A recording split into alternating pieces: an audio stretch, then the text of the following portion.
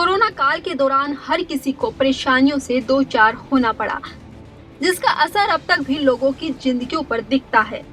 वहीं स्टूडेंट्स की अगर बात करें तो उनकी पढ़ाई ना रुके, इसके लिए ऑनलाइन स्टडी का विकल्प दे दिया गया।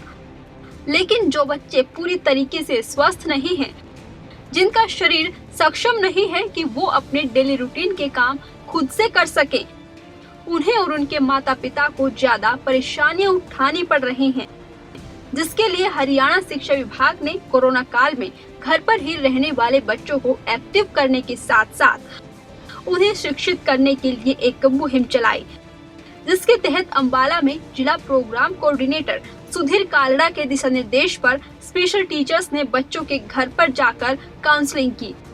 काउंसलिंग के बारे में जानकारी देते हुए जिला प्रोग्राम कोऑर्डिनेटर सुधीर कालड़ा ने क्या कुछ कहा, सुनिए।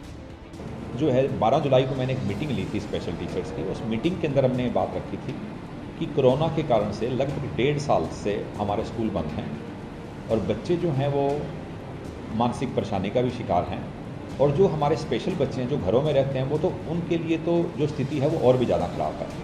तो क्यों ना हम इन बच्चों के घरों में ही विजिट करें और इन बच्चों को जो है प्रशिक्षण दें जो एक स्पेशल बच्चों को दिया जाना चाहिए, या कोई एक्सरसाइज उनको पुरानी है तो वो एक्सरसाइज का हम प्रशिक्षण दें। ये बात मैंने अपने स्पेशल टीचर्स के समक्ष रखी थी।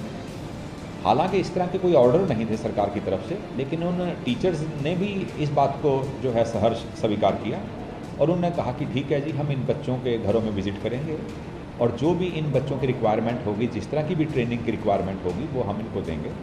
और वो जो काम है वो 16 जुलाई से हमारे यहाँ पर शुरू हो गया था। टोटल 16 हमारे स्पेशल टीचर हैं जो ये काम कर रहे हैं और 78 ऐसे बच्चे हैं जो घरों पे ही रहते हैं। इनको हम होम बेस्ड दिव्यांग बच्चे कहते हैं। तो 78 ऐसे बच्चे हैं। तो हमने कोशिश की है कि हर टीचर जो है हफ्ते में एक दिन ऐसे बच्चे के पास जाके विज़िट करे, ऐसे बच्चे से बातचीत करे, ऐसे बच्चे को ट्रेनिंग दे, क्योंकि उनको नहाने के लिए भी ट्रेनिंग की ज़रूरत है, उनको मलमूत्र त्याग करने के लिए भी ट्रेनिंग की ज़रूरत है, उनको जो है खाने पीने के लिए भी ट्रेनिंग की ज़रूरत होती है। तो ये काम जो है हमने शुरू किया है और हमारे जो स्पेशल टीचर हैं वो बहुत ही अच्छे से ये काम कर रहे हैं। टीम के अंदर जो हैं टीचर्स नो डाउट बहुत खुश हैं। टीचर्स भी कहते हैं कि जी हमें बड़ा अच्छा लगा जब हम बच्चों को मिलने जाते हैं तो बच्चे जो हैं, पहले लगता था कि वो बड़े डिप्रेस्ड हैं, लेकिन 10-15 मिनट की बातचीत के बाद जब हम उनको कुछ खिलौना दिखाते हैं, कोई उनको टीचिंग लर्निंग एड दिखाते हैं, तो उसके बाद वो बच्चे जो हैं मुस्कुराते भी हैं, खुश भी होते हैं, बातचीत भी करते हैं। और इससे टीचर ने कहा है कि हमें अच्छा लगा है। हालांकि कुछ टीचर्स ने ये भी कहा है कि कुछ जो पेरेंट्स हैं वो ध्यान नहीं दे रहे हैं अपने ऐसे बच्चों की ओर, पर्टिकुलरली कि जब हमारा टीचर जो है वो एक एक्सरसाइज सिखाता है बच्चे को कि ऐसे एक्सरसाइज करनी है, उस एक्सरसाइज के दौरान पेरेंट्स को भी साथ बैठना होता है कि ताकि उसके बाद वो रेपिटेशन करा सकें उस एक्सरसाइज का।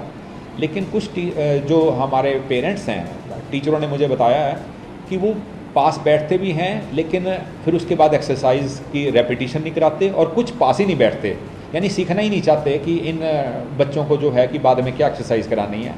और 1-2 मामलों में ऐसा भी आया है कि जो पेरेंट हैं वो नशे की स्थिति में भी मिले हैं, और वहाँ पर बल्कि टीचर्स ने मेरे थोड़ा ये भी कहा है कि जी ऐसा कुछ किया जाए कि या तो ये नशे में ना मिलें, नहीं तो फिर हमारे लिए पॉसिबल नहीं होगा कि हम ऐसे बच्चों को ट्रेनिंग दे पाएंगे। तो हम इन चीज़ों से भी निजात पाने की कोशिश कर रहे हैं और कोशिश करेंगे कि उन पेरेंट्स की भी हम काउंसलिंग करें कि जो हमें नशे में मिले हैं, ताकि जो है उन बच्चों के साथ कम से कम अन्याय ना हो पाए।